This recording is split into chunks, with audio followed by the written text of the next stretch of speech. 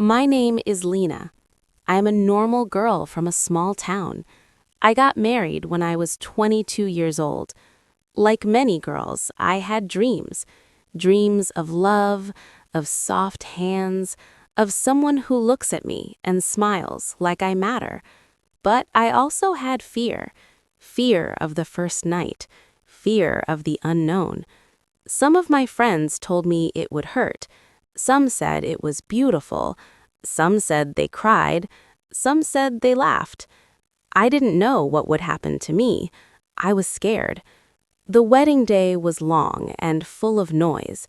People, photos, food, prayers, hugs, and many tears. I left my parents' house with a heavy heart. I smiled, but inside I felt like a child walking into a big world I didn't understand. When we reached his home, my new family welcomed me kindly. Everyone was happy, but I was nervous. So nervous that my hands were cold and my lips were dry. I kept smiling, but I was shaking inside. After the guests left and the lights went dim, I was taken to our room. The room was quiet. The bed had flower petals on it, and the air smelled sweet, like sugar and something warm. I sat on the bed, silent. My eyes were low. My heart was beating like a drum. My hands rested on my lap, but they were shaking. I could hear every small sound, the clock ticking, the soft wind outside, footsteps. Then the door opened slowly. I didn't look up, but I knew it was him, Adam, my husband. We were married now, but we barely knew each other. He walked in and gently closed the door. My breath became shallow. My back was straight, my lips pressed tight. I could hear him walking toward me. My chest felt tight. He sat down on the bed, but not too close. He left space between us. There was silence, complete silence. Then, in a soft, calm voice, he said, "Lena, I know this is new. It's okay, we don't have to rush. Can we just talk first?" His voice was not heavy or rough. It was warm, like someone offering you a blanket on a cold day. I slowly turned and looked at him. He was smiling, but not in a strong, confident way. He looked nervous, too, like someone afraid to scare a small bird sitting near his hand. That made me feel something I didn't expect. Peace. He picked up a glass of water from the side table and offered it to me.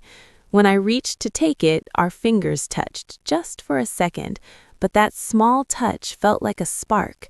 My cheeks felt warm. I looked down again. He laughed a little and said, "You don't need to be so scared. I'm not going to bite you." That made me smile, just a small smile, but it broke the wall between us. Then he started talking about silly things. He told me how his wedding suit was too tight, how he almost tripped walking into the wedding hall. He said he was scared before entering the room, just like me. I was surprised. I thought only girls feel shy on the first night, but he was honest, open, and that honesty made my fear melt a little. Then there was a pause. He looked at me and asked, "Can I hold your hand?" I nodded slowly. He took my hand in his. His hand was big, but gentle, warm. He didn't grip it tight. He held it like it was something special.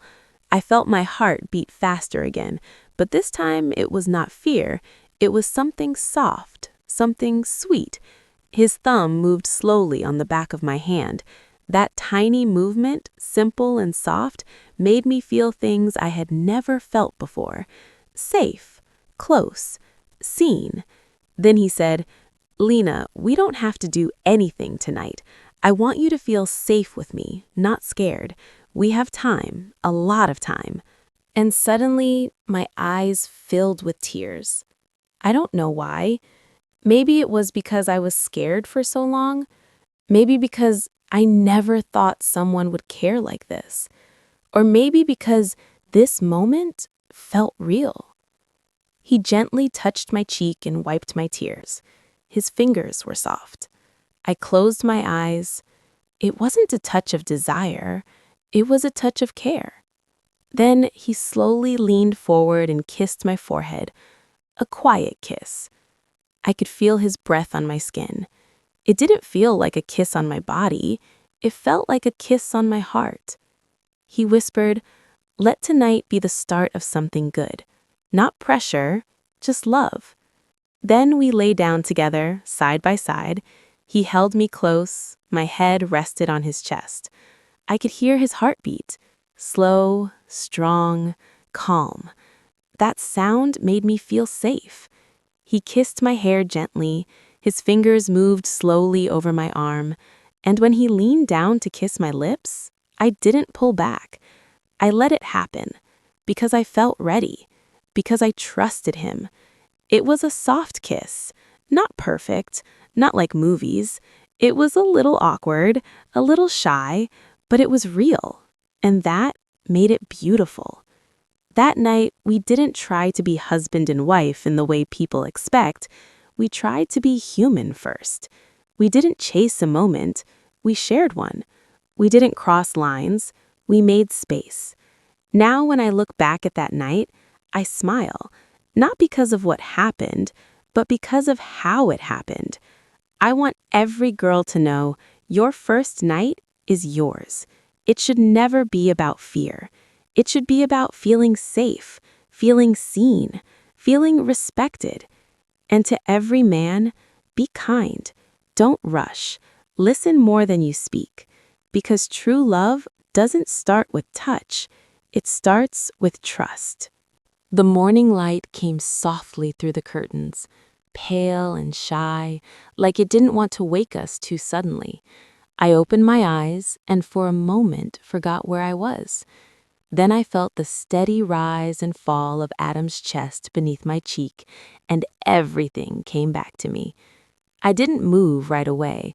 I listened to his breathing, slow and even, and felt a quiet happiness settle inside me. This was new. This was unfamiliar, but it didn't feel wrong. When he woke, he smiled the same gentle smile from the night before, the one that didn't demand anything. He asked if I slept well. I nodded, and for the first time since the wedding, my answer was honest. We had breakfast with his family later that morning. His mother watched me closely, not with suspicion, but with care. She placed extra food on my plate, asked if I liked tea or milk, and touched my shoulder as she passed. Small gestures, but they made me feel included, like I belonged somewhere again. Over the next few days, Adam and I learned each other slowly. We talked in the evenings, sometimes about deep things, sometimes about nothing at all. He told me about his childhood, about how he was never the loudest boy in the room.